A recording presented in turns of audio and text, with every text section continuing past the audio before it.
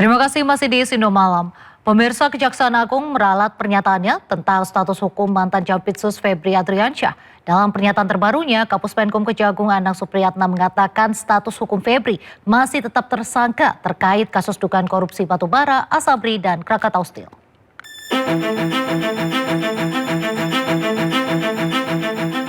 Kejaksaan Agung menerbitkan 3 surat perintah penyidikan atau sprindik setelah penyerahan perkara dari Kortas Tipikor Polri terkait kasus dugaan korupsi batubara, Asabri, dan Krakatau Steel yang melibatkan ex-Jampitsus Febri Adriansyah. Kapus Penkum Kejagung Anang Supriyatna menjelaskan sprindik tersebut menegaskan status Febri tetap tersangka. Hal itu didasari penetapan tersangka yang dilakukan sebelumnya oleh penyidik Kortas Tipikor Polri. Saat ini, Kejaksaan Agung telah menerbitkan sprindik sebanyak 3 sprindik. Ada 3, yaitu terkait sprindik nomor 43, dugaan tindak pidana korupsi dan TPPU untuk PT Krakatau. Yang kedua, sprindik nomor 44, dugaan tindak pidana korupsi untuk perkara PLTU PLN yang bailout. Ketiga, sprindik 45 terkait dengan Asabri, sebagaimana laporan yang kita terima dari penyidik Polri. Jadi sudah dibentuk, dan semenjak diterbitkan sprindik, maka segala kegiatan dan tindakan-tindakan yang bersifat pro justisia sudah beralih kepada penyidik kejaksaan. Dalam proses penyidikan ini, Anang memastikan kolaborasi antar lembaga termasuk supervisi dari KPK dan pengawalan dari legislatif. Kejagung juga telah membentuk tim khusus beranggotakan 9 orang menangani perkara tersebut. Sebagian besar dari 9 orang tersebut pernah bertugas di KPK. Tim Liputan Anyus melaporkan. Kejaksaan Agung telah membentuk tim penyidik khusus untuk mengusut perkara yang menyeret Febri Adriansyah. Tim penyidik khusus bentukan Kejagung jaksa senior yang mayoritas merupakan alumni KPK.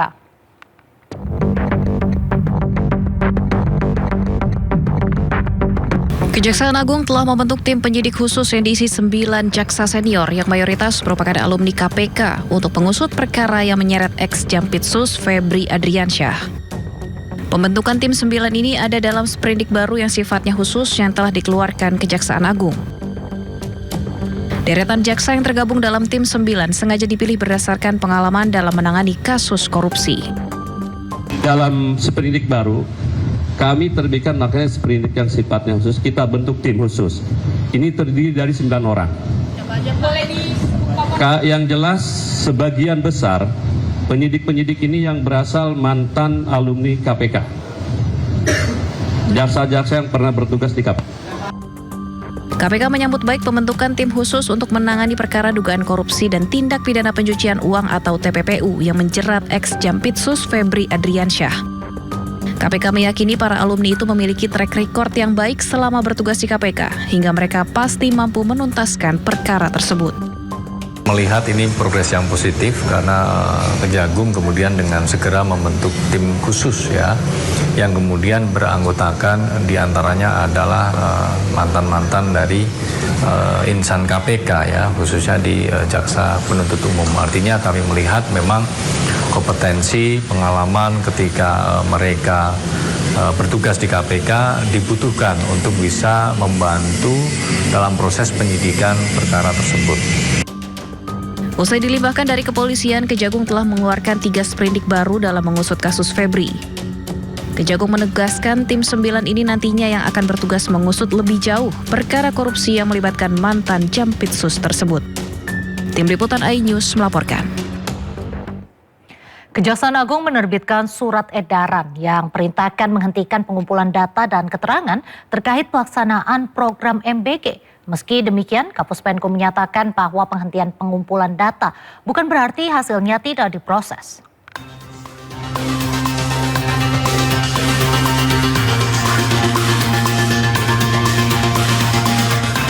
Kejaksaan Agung menghentikan pengumpulan data dan keterangan terkait program makan bergizi gratis yang bermasalah. Melalui Direktur Penyidikan pada Jampitsus menerbitkan surat edaran yang menginstruksikan Kejaksaan Tinggi di seluruh Indonesia untuk menghentikan seluruh kegiatan pengumpulan data dan keterangan berkaitan dengan program MBG di wilayah hukum masing-masing. Sementara itu, Kepala Pusat Penerangan Hukum Kejaksaan Agung Anang Supriyatna menyampaikan bahwa surat tersebut diterbitkan setelah batas waktu pengumpulan data yang sebelumnya diberikan kepada jajaran Kejaksaan Tinggi selesai. Anang menyebut tujuan pendataan SPPG untuk melihat apakah ada titik-titik fiktif ataupun terkait jual beli yang dilakukan para tersangka. Dengan adanya aduan ketika menangani perkara MBG ini ada aduan terkait dengan pelaksanaan MBG yang dianggap beberapa. Untuk penindaklanjut itu kemudian dikeluarkanlah surat edaran kepada beberapa kejati untuk menindaklanjuti terhadap aduan-aduan tersebut dan dikasih batas waktu selama kurang lebih 10 hari kalau tidak salah, terutama terhadap aduan yang SPPG fiktif atau ada jual beli titik.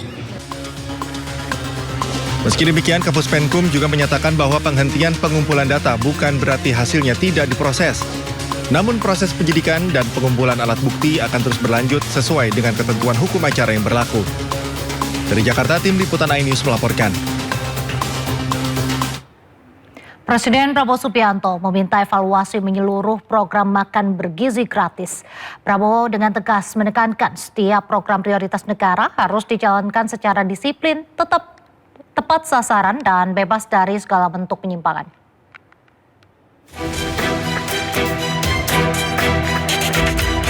Presiden Prabowo Subianto memimpin rapat terbatas bersama jajaran Kabinet Merah Putih, pimpinan lembaga negara, Panglima TNI, serta para Direktur Utama BUMN strategis di Istana Merdeka.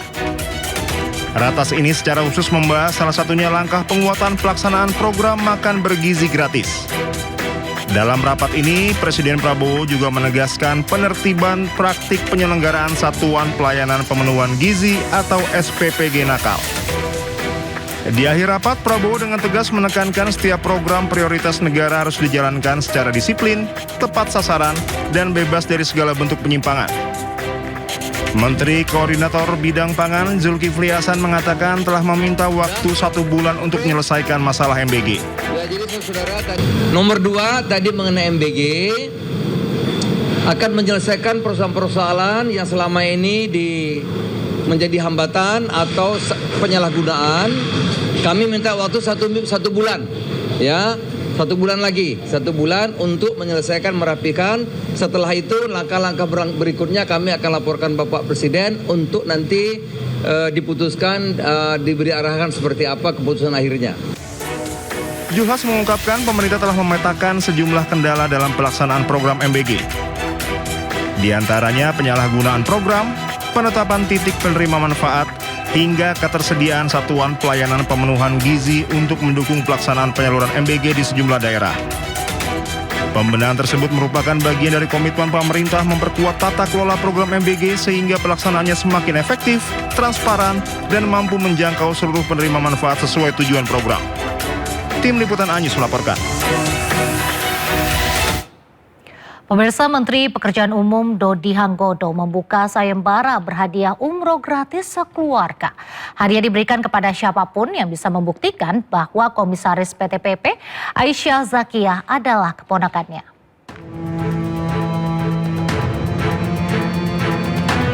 Menteri Pekerjaan Umum Dodi Hanggodo menantang siapapun yang bisa membuktikan isu nepotisme yang kini ramai dituduhkan kepadanya.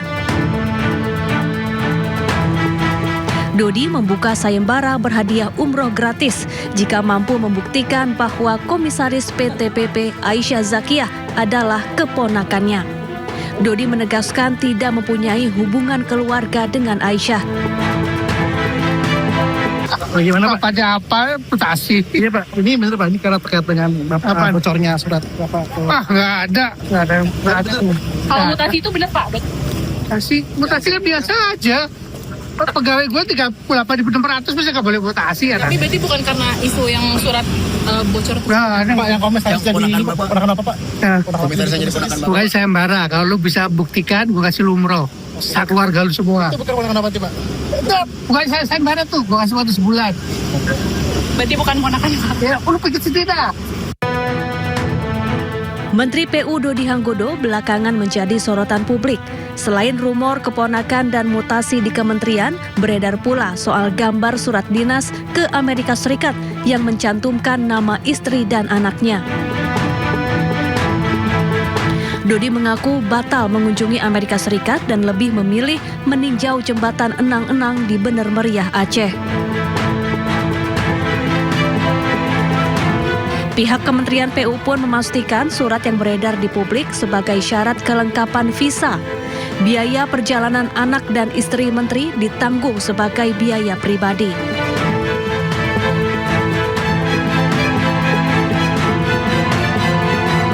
Saat ini Kemen PU masih mencari pihak yang membocorkan berkas perjalanan dinas yang beredar di media sosial. Tim Liputan iNews melaporkan. Kita beralih ke informasi lain, pemirsa. Roy Suryo kembali berhadapan dengan masalah hukum. Kali ini Roy dilaporkan atas dugaan kasus pencemaran nama baik. Roy Suryo dilaporkan ke Polres Metro Jakarta Selatan atas dugaan pencemaran nama baik dan fitnah. Laporan dilayangkan oleh Ketua Hukum Kibranisti Taufik Bilfaqih. Taufik menjelaskan laporan ini bermula dari rentetan kegaduhan terkait validasi gelar S3 Roy Suryo dari Universitas Negeri Jakarta atau UNJ. Menurutnya, pernyataan Roy Suryo telah menyerang kehormatan dan harga dirinya di depan publik. Ia menilai ada unsur niat jahat dalam pernyataan-pernyataan yang dikeluarkan oleh Roy Suryo. Kuasa hukum Taufik telah menyerahkan sejumlah barang bukti kepada penyidik termasuk rekaman pernyataan Roy Suryo yang diduga melanggar Undang-Undang Informasi dan Transaksi Elektronik.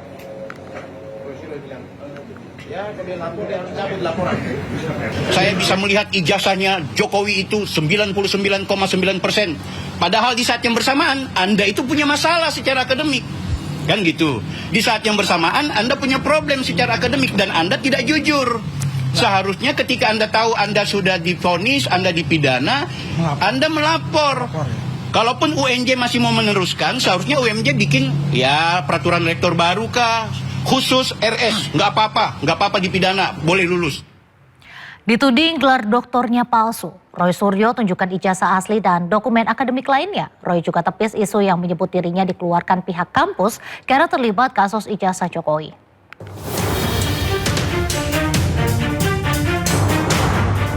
Roy Suryo membantah keras tudingan yang menyebut gelar doktornya palsu. Roy secara langsung menunjukkan ijazah doktor asli yang diterbitkan oleh Universitas Negeri Jakarta untuk membuktikan bahwa gelar akademiknya sah dan legal. Ia menyebut mulai studi doktornya pada tahun 2016 sempat tertunda beberapa waktu sebelum akhirnya dilanjutkan tahun 2020 dan berhasil menyelesaikan pada 2024.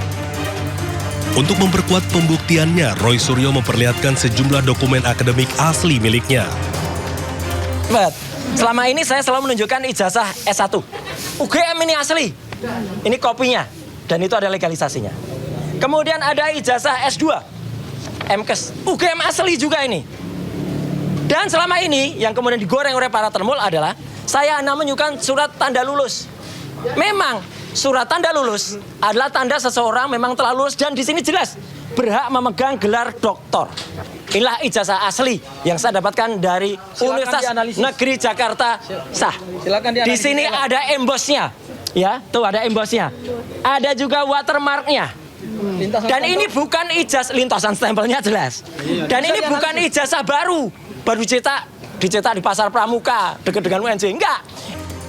Roy juga meluruskan isu yang menyebut dirinya dikeluarkan atau drop out dari UNJ.